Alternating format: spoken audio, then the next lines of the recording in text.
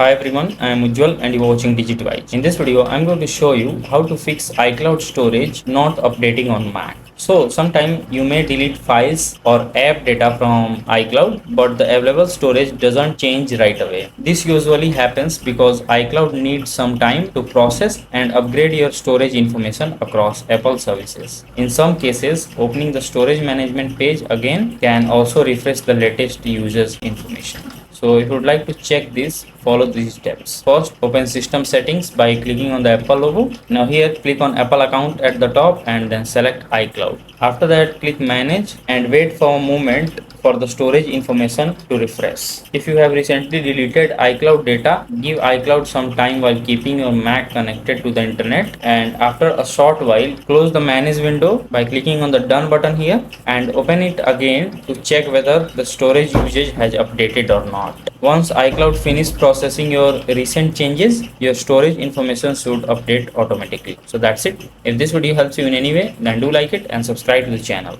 Thanks for watching.